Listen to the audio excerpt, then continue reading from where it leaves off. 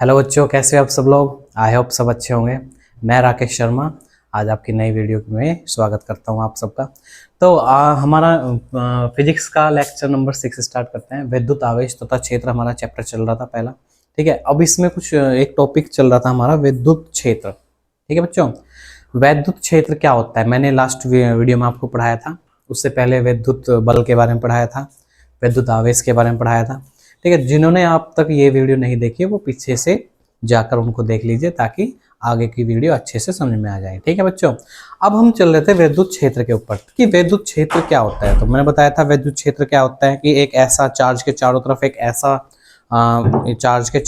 ऐसा फील्ड, ऐसा क्षेत्र जिसमें कोई दूसरा आवेश आने पर आकर्षण या प्रतिकर्षण फील करता है, वो क्या कहलाता है उस क्षेत्र का, उस आवेश का चारों तरफ का जो क्षेत्र वो क्या कहलाता है, विद्युत क्षेत्र कहलाता है। उसका क्या कहलाता है, विद्युत क्षेत्र।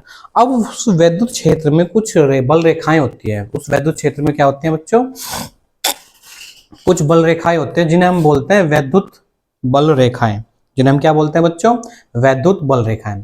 अब विद्युत बल रेखाएं क्या होती हैं, ठीक है, इन्हें हम वैसे बता देते हैं क्योंकि बोर्ड के पॉइंट ऑफ व्यू से आज नहीं पूछे जाते, लेकिन हम इसको बता देते हैं कि कैसे कैसे होती हैं। ठीक है, तो विद्युत बल रेखाएं होती क्या है, ठीक है, अच्छे से समझाएंगे, डोंट वरी, इस बात की आप चिंता मत करिए। कि विद्युत बल रेखाएं वे होती हैं जो किसी वे ये एक तरह की काल्पनिक रेखाएं होती हैं। विद्युत बल रेखाएं क्या होती हैं, एक तरह की काल्पनिक रेखाएं होती हैं, ठीक है, जो विद्युत क्षेत्र को प्रदर्शित करती हैं। वे जो क्या कर देती हैं, विद्युत क्षेत्र को प्रदर्शित करती हैं। जैसे एक पॉजिटिव है और एक नेगेटिव है। ठीक है, तो विद्युत बल रेखाएं क्या होंगी, हमेशा क्या होंगे, हमारी पॉजिटिव से नेगेटिव की तरफ को, पॉजिटिव से नेगेटिव की तरफ को जाती हुई हमें दिखाई देंगी।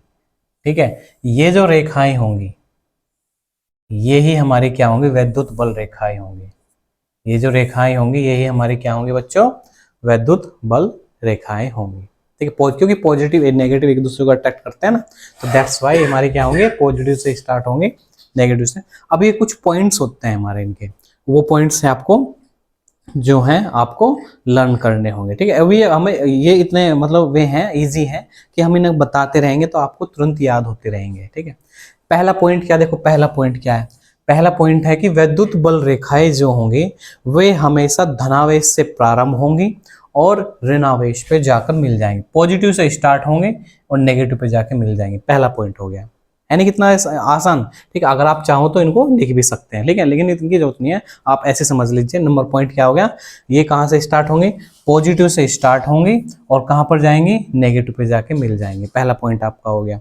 ठीक है बच्चों, अच्छा अब दूसरा पॉइंट देखो क्या होता है। दूसरा पॉइंट होता है विद्युत बल रेखाओं, विद्युत बल रेखाओं के जैसे हमारी दूसरा पॉइंट में अगर हम कोई मान लिया विद्युत बल रेखाएं इस टाइप से जा रही हैं, ठीक है, अगर यहाँ पर हम स्पर्श रेखाएं खींच दे, कोई टेंजेंट खींच दे, स्पर्श रेखा जानते हो जो इसको स्पर्श करती हुई जाए, तो वो स्पर्श रेखा विद्युत क्षेत्र की दिशा को प्रदर्शित करता है। स्पर्श रेखा कैसे दिखाएगा, अगर हम इधर को जा रहे हैं तो विद्युत क्षेत्र की दिशा इधर की तरफ लग रही है। ठीक है, तो विद्युत क्षेत्र की दिशा को बताता है कि स्पर्श रेखा, अगर हम किसी बिंदु पर स्पर्श रेखा खींच दें तो वो क्या बताएगी, उसकी उसकी दिशा को प्रदर्शित करती है। ठीक है, नेक्स्ट पॉइंट पर बताते हैं बच्चों। नेक्स्ट पॉइंट क्या है, देखो बहुत इजी है ये, हम बताते रहेंगे आपको याद होता चला जाएगा। ठीक है, नेक्स्ट पॉइंट क्या है, नेक्स्ट पॉइंट विद्युत बल रेखाएं कभी भी एक दूसरे को प्रतिच्छेद नहीं करती, यानी कि एक दूसरे को इंटरसेक्ट नहीं करती कभी भी। ठीक है, कि ये जो जैसे यहाँ पर है ना कि एक बल रेखा ऐसे चली गई, एक बल रेखा ऐसे चली गई, ऐसे कभी भी इंटरसेक्ट नहीं करती। ठीक है, नहीं करती, इंटरसेक्ट नहीं करती या नहीं काटती, लिख दो। विद्युत बल रेखाएं एक दूसरे को कभी नहीं प्रतिच्छेद करती, ठीक है, कभी नहीं काटती। ठीक है, नेक्स्ट पॉइंट क्या है, यदि दो बल रेखाएं एक दूसरे को प्रतिच्छेद कर दें, ठीक है, यदि दो बल रेखाएं अगर एक दूसरे को प्रतिच्छेद कर दें तो उससे हमारा क्या होगा, देखो अब तो मैंने नाम दे दिया, पॉइंट पॉइंट बता दिया, नियम बता दिया कि विद्युत बल रेखाएं एक दूसरे को प्रतिच्छेद नहीं करती, ये एक दूसरे को ऐसे काट के नहीं निकलेगी ऐसे। ठीक है, अगर काट दिया तो क्या होगा, अगर बल रेखाओं ने आपस में काट दिया तो क्या होगा, ठीक है, इमेजिनेशन नहीं है, ऐसा होता नहीं। वैसे अगर बल रेखाएं ने आपस में ऐसे करके काट दिया तो क्या होगा, इससे देखो क्या होता है, अगर हम यहाँ पर जैसे बल रेखाएं जैसे घूमती हुई जाएंगी आपके, ठीक है ना, इस टाइप से वक्र वक्र के आकार में। ठीक है, अगर यहाँ पर हम देखो यहाँ पर टेंजेंट खींचे और यहाँ पर टेंजेंट खींचे, ठीक है। तो यहां पर जो इधर को जो बन रहा हमारा वैद्युत क्षेत्र इस रेखाओं का इधर को दिखा रहा, वैद्युत क्षेत्र इस वाली रेखाओं का इधर को दिखा रहा, और दो बल रेखाएं हैं यहाँ पर। एक ही क्षेत्र में दो क्षेत्र हो सकते हैं पॉसिबल? नहीं हो सकते ना। तो एक ही क्षेत्र तो होगा, ठीक है, दिशा एक ही तो होगी क्षेत्र की, तो इसलिए ये इंटरसेक्ट नहीं करती आपस में। वैद्युत बल रेखाएं क्या नहीं करती, एक दूसरे को इंटरसेक्ट नहीं करती। ठीक है बच्चों। अब नेक्स्ट पॉइंट वो बताते हैं। नेक्स्ट पॉइंट क्या होता है हमारा? नेक्स्ट पॉइंट होता है एक दूसरे से समान दूरी पर होने वाली विद्युत बल रेखाएं एक दूसरे से समान एक दूसरे से समान दूरी पर, एक दूसरे से जो है हमारे ये समान दूरी पर होने वाली विद्युत बल रेखाएं एक समान विद्युत क्षेत्र को प्रदर्शित करते हैं। ठीक है। अब देखो यहाँ पर क्या है, दूरी ज्यादा है, यहाँ पर कम है। ठीक है। लेकिन अगर ये इनका जो है हमारा इनके बीच के डिस्टेंस सेम सेम हो जा, ऐसे इनके बीच की डिस्टेंस क्या है, सेम सेम हो जाए, तो ये क्या है, एक समान विद्युत क्षेत्र को प्रदर्शित करेंगे। एक समान विद्युत क्षेत्र होगा इनका। कैसा होगा बच्चों? एक समान विद्युत क्षेत्र, एक समान विद्युत क्षेत्र। ठीक है बच्चों, एक समान विद्युत क्षेत्र होगा अगर उनके बीच की दूरियां समान है। ठीक है। अब नेक्स्ट क्या है, नेक्स्ट पॉइंट देख रहे हैं बच्चों। नेक्स्ट पॉइंट क्या है? नेक्स्ट पॉइंट है एक दूसरे से असमान दूरी रखें, कहीं कहीं कहीं पर ज्यादा हो जाए, कहीं पर कम हो जाए इनकी दूरी, तो उसका मतलब क्या है, वहां पर असमान विद्युत क्षेत्र है। अगर मान लिया यहाँ पर तो भीनी भीनी थी, यहाँ पर फिर ज्यादा छोटी छोटी हो जाए, ये दिख रहा है? ठीक है, ये दिख रहा है नीचे। तो ये क्या है हमारा, ये क्या है, अगर यहाँ पर भीनी भीनी रेखाएं हो जाए और यहाँ पर क्या हो जाए दूरी, तो यहाँ पर क्या है, असमान विद्युत क्षेत्र। यहाँ पर कैसा होगा, असमान विद्युत क्षेत्र। ठीक है। अगर उनके बीच की दूरियां, वैद्युत बल रेखाओं के बीच की दूरियां असमान हैं, उनके बीच की दूरियां असमान हैं, तो वे क्या होंगे, असमान विद्युत क्षेत्र। अगर समान है तो समान विद्युत क्षेत्र। ठीक है बच्चों। ठीक है बच्चों, तो ये था आपका ये पॉइंट। अच्छा चलिए अब नेक्स्ट पॉइंट बताते हैं आपको। नेक्स्ट पॉइंट क्या होता है? नेक्स्ट पॉइंट होता है हमारा, मान लिया यहाँ पर हमारा 6 पॉइंट है। ठीक है। तो 6 पॉइंट क्या होगा, ये कह रहा कि धनावेश के कारण विद्युत बल रेखाएं दूर की ओर जाती है। धनावेश के कारण, धनावेश क्या हो हमारा, पॉजिटिव चार्ज, और पॉजिटिव क्या करता है हमारा, पॉजिटिव से जो होगी हमारी विद्युत बल रेखाएं निकलनी स्टार्ट होगी, तो इससे विद्युत क्षेत्र क्या होगा, दूर होने की कोशिश करता है। विद्युत क्षेत्र कैसा होता है हमारा, बल रेखाएं क्या होंगी, दूर निकलती हुई प्रतीत होंगे विद्युत क्षेत्र की। ठीक है। और क्या है हमारा, ऋणावेश मान लिया, ऋणावेश पे क्या होगा, विद्युत बल रेखाएं आती हुई प्रतीत होंगी। ठीक है ना, ऋणावेश पे क्या होंगी बच्चों, आती हुई प्रतीत होंगी बल रेखाएं। ऋणावेश पे क्या होंगी, आती हुई प्रतीत होंगी। ठीक है। अब वैद्युत बल रेखाएं जो होंगी हमारी, वैद्युत बल रेखाएं सतत होंगी। ठीक है, यानी कि रुक रुक के नहीं होगी, कंटिन्यू होंगी। ठीक है, वैद्युत बल रेखाएं जो होंगी हमारी कंटिन्यू होंगी। ठीक है, ऐसी होंगी, सतत होती हैं। कैसी होती है बच्चों, ये सतत होती हैं। ठीक है, ये ऐसे नहीं होगी कि ऐसे ये यहां से यहां होगी, फिर यहां से स्टार्ट होगी, यहां खत्म होगी, यहां से स्टार्ट होगी, ऐसे नहीं होगी। ठीक है, कंटिन्यू रेखाएं खींचेंगी, यहां से निकलेगी तो यहां पर मिलेगी, बीच में ऐसा नहीं कि यहां रुक गई फिर यहां से स्टार्ट होगी, यहां से स्टार्ट होगी, ऐसे मिलेगी, ऐसा नहीं होती है। ठीक है, ये क्या होंगी, कंटिन्यू होंगी, सतत होंगी। ठीक है, विद्युत बल रेखाएं कैसी होंगी बच्चों आपकी, सतत। ठीक है। अच्छा नेक्स्ट पॉइंट बताते हैं। नेक्स्ट पॉइंट क्या है हमारा, जहां विद्युत बल रेखा क्या होती हैं, निकट होती हैं, जहां पर वैद्युत बल रेखाएं निकट होती हैं, जैसे यहां पर देखो, ये यहाँ पर दूरी बहुत कम है इनकी, निकट निकट है, लेकिन यहाँ पर बीच में क्या हो गया, वैद्युत बल रेखाओं के बीच में क्या हो गया, दूरियां बढ़ती चली गई। ठीक है, तो जहां वैद्युत बल रेखाएं निकट निकट होगी वहां पर विद्युत क्षेत्र अधिक होगा।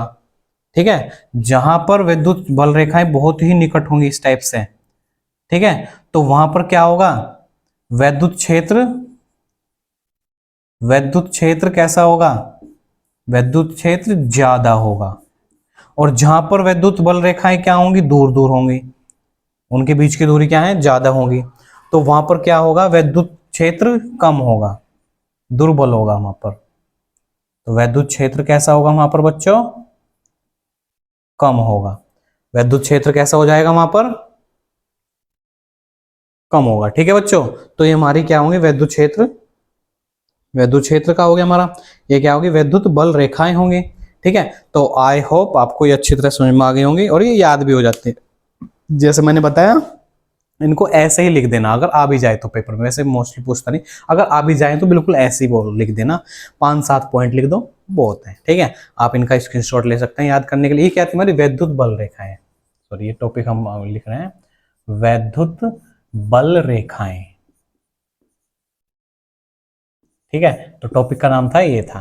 ठीक है, इलेक्ट्रिक फील्ड लाइंस। ठीक है, इलेक्ट्रिक फील्ड लाइंस। ठीक है, तो वैद्युत बल रेखाएं की प्रॉपर्टीज ये लगभग ऐसी होती है, मैंने शॉर्ट में समझा दिया आपको। ठीक है, पीछे से आपको रिवाइंड करके देख लेना, मैंने डिटेल में हर चीज बोली हुई है। ठीक है बच्चों, अच्छा इसका स्क्रीनशॉट ले लीजिए, फिर हम आगे चलते हैं। ठीक है बच्चों, चलिए अब नेक्स्ट हमारा नेक्स्ट टॉपिक पर चलते हैं।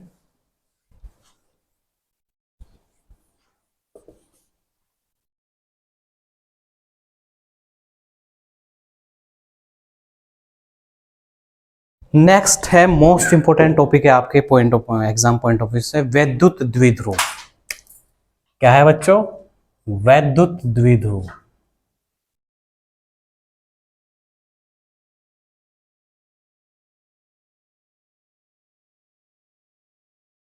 वैद्युत द्विध्रुव, इलेक्ट्रिक डाइपोल, इसे हम क्या बोलते हैं, इलेक्ट्रिक डाइपोल।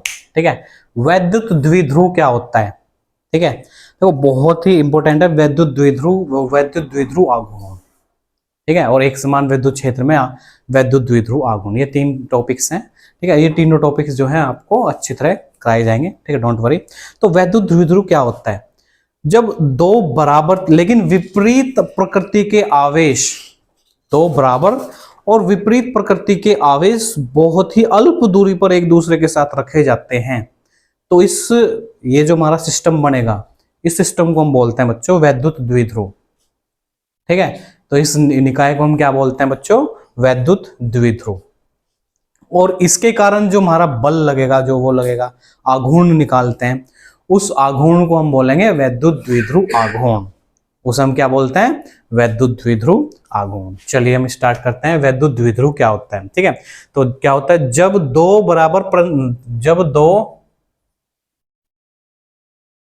बराबर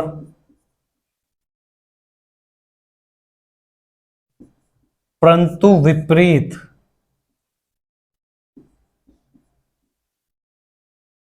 प्रकृति के आवेश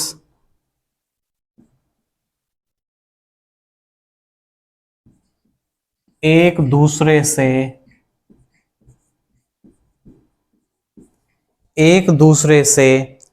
अति अल्प या अल्प दूरी पर रखे जाते हैं, अल्प दूरी पर रखे जाते हैं,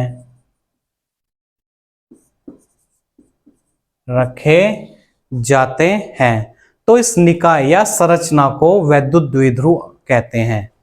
तो इस निकाय या संरचना को वैद्युत द्विध्रुव कहते हैं।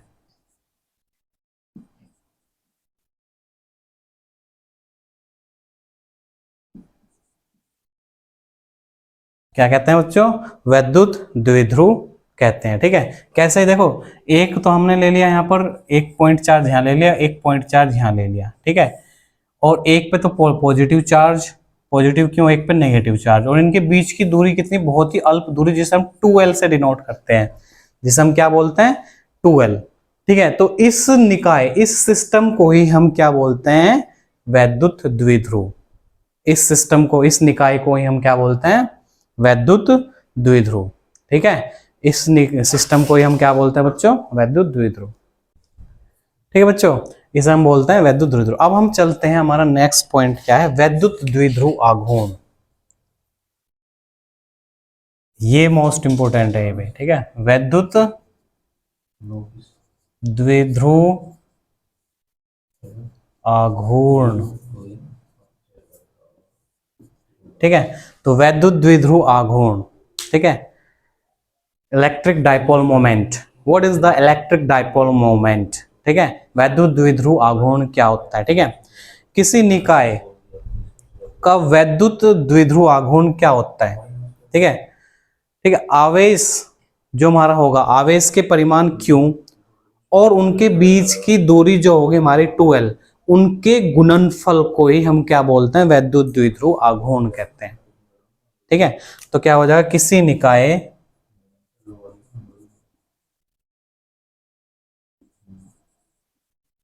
क्या होगा बच्चों, किसी निकाय का वैद्युत द्विध्रुव आघूर्ण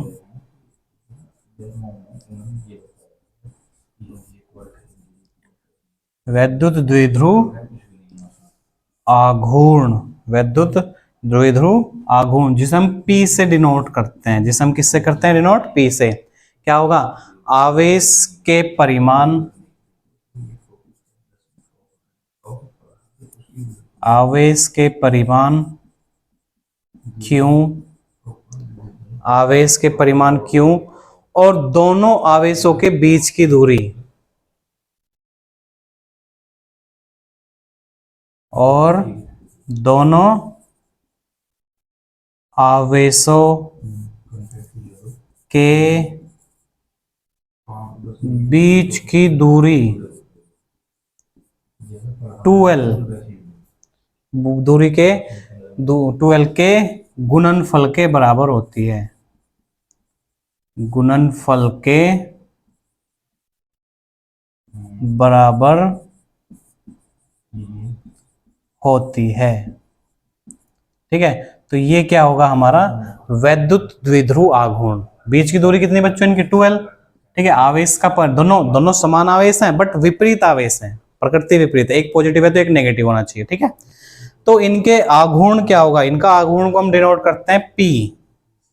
P बराबर क्या होगा बच्चों आपका Q, आवेश का परिमाण और बीच की दूरी 2L, यानी कि हम इसे लिख सकते हैं P बराबर 2QL, ऐसे भी लिख सकते हैं P बराबर 2QL। ये क्या होगा, वैद्युत द्विध्रुव आघूर्ण। ये क्या होगा बच्चों आपका वैद्युत द्विध्रुव आघूर्ण होगा, ठीक है।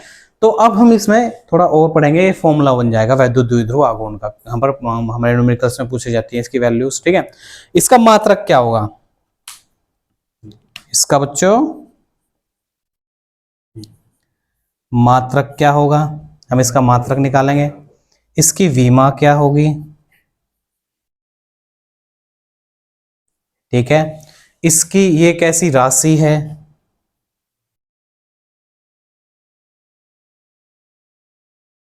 ठीक है। इसकी दिशा कैसी होती है, दिशा भी पूछ सकता है,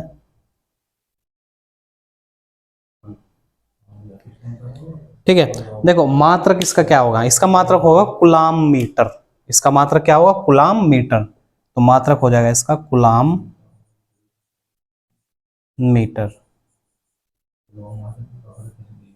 ठीक है। फिर क्या है हमारा, इसकी विमा क्या होगी, देखो विमा क्या है, कूलाम की विमा क्या होती है 80, अभी हमने स्टार्टिंग में पढ़ी थी। और मीटर, इसकी मीटर की क्या होगी, मीटर की होगी लेंथ L, इनको हम मिलाएंगे तो LTA, इसकी विमा क्या हो जाएगी बच्चों LTA, इसकी विमा क्या हो जाएगी LTA। राशि कैसी है, ये राशि कैसी है बच्चों सदिश,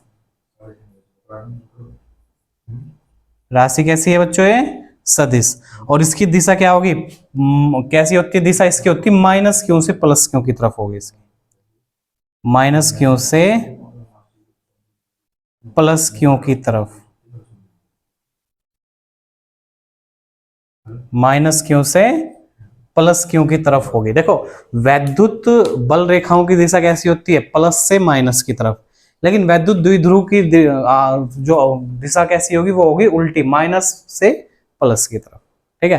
वहां पर कैसी थी प्लस से माइनस की तरफ, ये कैसी होगी माइनस से प्लस की तरफ, ठीक है। ये आप अच्छे से याद करना, ठीक है। तो ये आपका हो गया वैद्युत द्विध्रुव और वैद्युत द्विध्रुव आघूर्ण, ठीक है। You can take the screenshot, फिर हम इसके आगे चलते हैं, ठीक है बच्चों। चलिए अब हम नेक्स्ट टॉपिक क्या है हमारा, नेक्स्ट टॉपिक भी इसी से रिलेटेड है, ठीक है, उसको हम आगे कंटिन्यू करेंगे अब।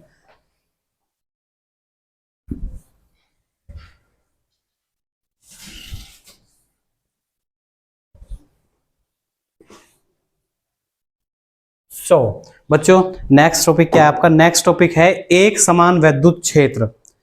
अब वैद्युत क्षेत्र कैसा होता है, ले लिया हमने एक समान, ठीक है। एक समान वैद्युत क्षेत्र है तो उसकी दिशा कैसी होगी? तो उनके बीच में जो बल रेखाएं होंगी उनके बीच में बराबर दूरी होगी, ठीक है ना, एक समान वैद्युत क्षेत्र। तो एक समान वैद्युत क्षेत्र में हमने क्या रख दिया? कोई वैद्युत द्विध्रुव रख दिया, ठीक है। अब उसके कारण वहां पर आघूर्ण क्या लगेगा? वैद्युत द्विध्रुव आघूर्ण निकालना हमें, ठीक है। अच्छी डेरिवेशन होगी आपकी, ठीक है। डेरिवेशन का नाम लिखते हैं, एक समान वैद्युत क्षेत्र। एक समान वैद्युत क्षेत्र में रखे वैद्युत द्विध्रुव पर में रखे वैद्युत द्विध्रुव पर वैद्युत द्विध्रुव पर लगने वाले बल युग्म का आघूर्ण।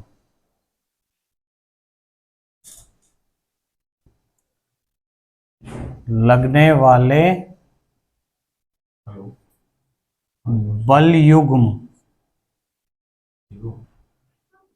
बल युग्म का आघूर्ण,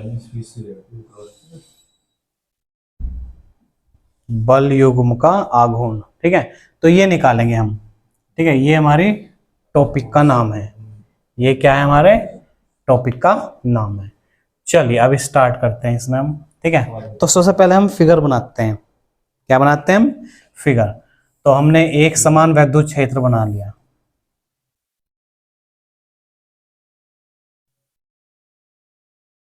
ठीक है। एक समान वैद्युत क्षेत्र बना लिया, उसमें हमने क्या रख दिया? एक द्विध्रुव बना लिया, यहाँ पर एक चार्ज ले लिया और यहाँ पर एक चार्ज ले लिया, और इनकी बीच की दूरी को हमने मान लिया कितनी बच्चों? 12। इनकी बीच की दूरी को क्या मान लिया हमने? 12। यहाँ पर क्या ले लिया हमने? पॉजिटिव क्यों, यहाँ पर माइनस का क्यों, ठीक है बच्चों। और इनके बीच की दूरी कितनी ले ली हमने? 12। इनके बीच की दूरी क्या ले ली हमने? 12, ठीक है बच्चों। अच्छा, अब यहाँ पर जो है, यहाँ पर जो है इन्हें हम क्या करेंगे? ये जो द्विध्रुव लग रहा है हमारा, इसकी अगर हम लंबवत दूरी निकालें, यहाँ पर देखो एक डैश डैश बना के हम इस पे यहाँ पर वो कर लेते हैं, तो एक ट्राइंगल सा बन जाता है, ट्राइंगल बन जाएगा ना। तो यहाँ ये जो है द्विध्रुव, ये वैद्युत क्षेत्र की दिशा से थीटा एंगल बना रहा है, हमने मान लिया। ये वैद्युत क्षेत्र की दिशा से क्या बना रहा है? थीटा एंगल बना रहा है, ठीक है। तो इसे हम नाम दे लेंगे, इस पॉइंट को नाम दे दिया ए, इसको दे दिया बी, और इसको दे दिया हमने सी, ठीक है। इसको दे दिया हमने सी। अब हमें क्या निकालना है इसमें? वैद्युत द्विध्रुव आघूर्ण निकालना, कि कितना वैद्युत द्विध्रुव आघूर्ण इस पे लगेगा, ठीक है। चलिए, तो पहले सबसे पहले हम क्या करेंगे, इसके बारे में लिख देंगे। ये जो फिगर हमने बनाई है इसको अपनी लैंग्वेज में बना के लिख दो, ठीक है, क्योंकि लिखना जरूरी होगा, ठीक है। तो एग्जामिनर पे इफेक्ट पड़ेगा, अच्छे नंबर आते हैं, ठीक है। तो माना, जैसे कैसे करते हैं, माना एक समान वैद्युत क्षेत्र में एक वैद्युत द्विध्रुव रखा हुआ है, ठीक है, ए बी, ठीक है। तो इसे हम लिख देंगे, माना एक समान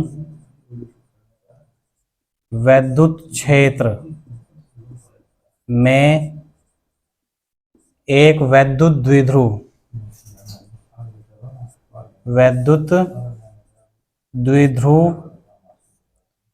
ए बी रखा है, ठीक है, रखा है, जो क्या है हमारा? वैद्युत क्षेत्र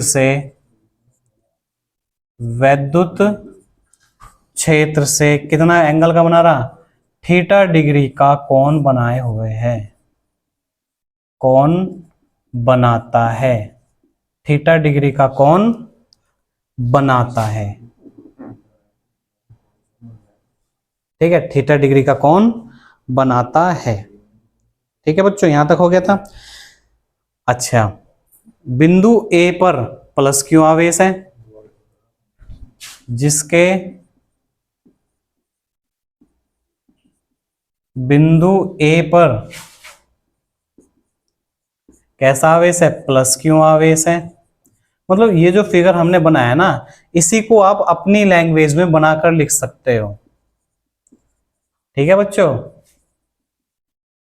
बिंदु बी पर कैसा आवेश है, बिंदु बी पर माइनस क्यू आवेश है। बिंदु बी पर कैसा है, माइनस क्यू आवेश है। ठीक है, इतना हो गया। वह इनके बीच की दूरी, वह इनके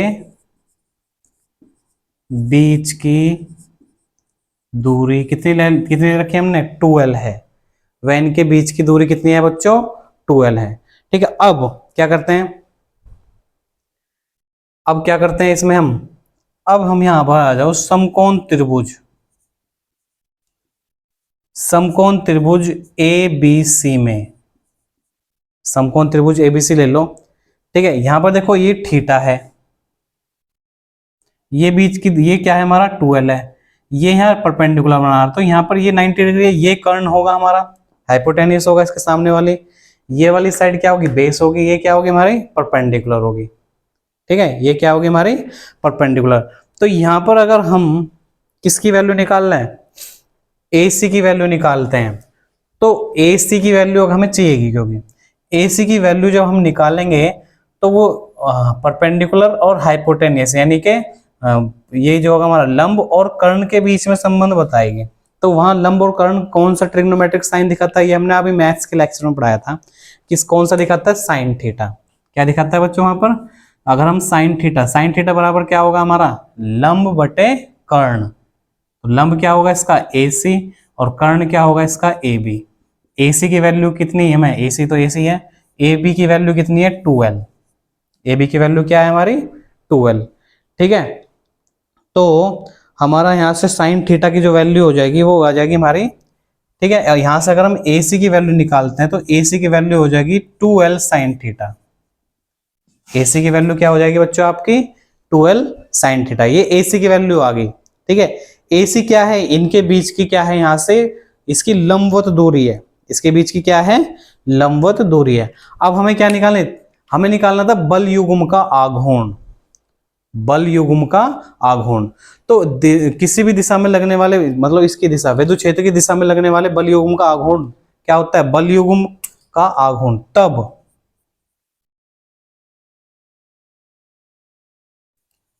बल युग्म का आघूर्ण,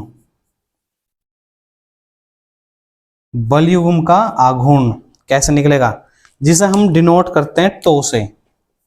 ये जो साइन होगा ये होता है टो। ठीक है, ये जो साइन होगा ये क्या होगा हमारा, टो, टाओ भी बोलते हैं कहीं जगह इसको। ठीक है, तो हम टो से डिनोट करते हैं। ये जो होगा हमारा, ये क्या होगा हमारा, टो होगा। तो टो इज कोस टू क्या होगा, फॉर्मूला होता है बल युग्म के आघूर्ण का, जो फॉर्मूला होगा बल गुना लंबवत दूरी, लंबवत दूरी। ठीक है, बल गुना लंबवत दूरी। ठीक है, तो tau equal to F into लंबवत दूरी, जो इससे लंब की दूरी बनाती हो, कितनी, AC। क्या हो जाएगा, AC।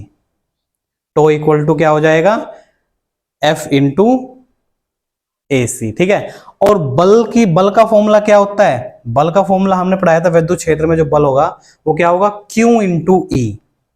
क्या होगा बच्चों, Q इंटू E। तो tau equal to Q into E, ये बल की वैल्यू रख दी। और AC की वैल्यू अभी हमने निकाल ली, कितनी बच्चों, 2l sine theta, 2l sine theta. तो इसे हम मिला के लिख सकते हैं, टो इक्वल टू क्या लिख देंगे, 2QL E साइन थीटा। देखो ये जो है 2 आगे ले लिया, QL E into sine theta. अब 2QL हमारा क्या बन जाएगा, अभी हमने पढ़ा था इससे जस्ट पहले वाले टॉपिक में, क्या होता है, 2QL किसके बराबर होता है, वैद्युत द्विध्रुव आघूर्ण के कारण। क्या होता है हमारा 2QL क्या होता है? वैद्युत द्विध्रुव आघूर्ण, जिसे हम P से डिनोट करते हैं। तो ये टो इक्वल टू हो जाएगा PE साइन थीटा, क्योंकि हमारा P बराबर क्या होता है 2QL।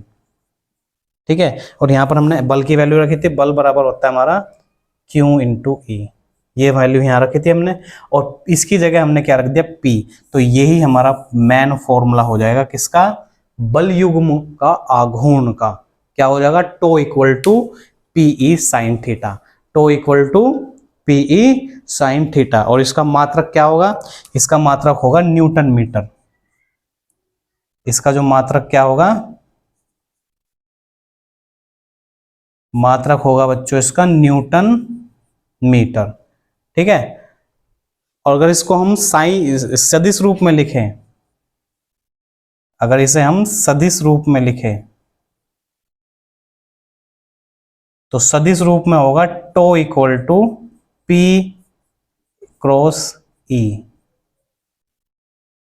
ये सदिश रूप में tau equal to PE, tau equal to PE, ऊपर क्या लग जाएगा हमारा? सदिश लग जाएगा। ठीक है बच्चों, तो ये आपका था बल युग्म का आघूर्ण। ठीक है, you can take the screenshot of this, it is the most important topic of your this chapter. ठीक है बच्चों, चलिए इसका स्क्रीनशॉट ले लीजिए। ठीक है, तो आज के लिए इतना ही रखते हैं, कल मिलेंगे नए टॉपिक के साथ। ठीक है, तब तक के लिए बने रहिए हमारे चैनल के साथ, और इसे लाइक करिए, सब्सक्राइब करिए और शेयर करिए। Thank you, have a nice day.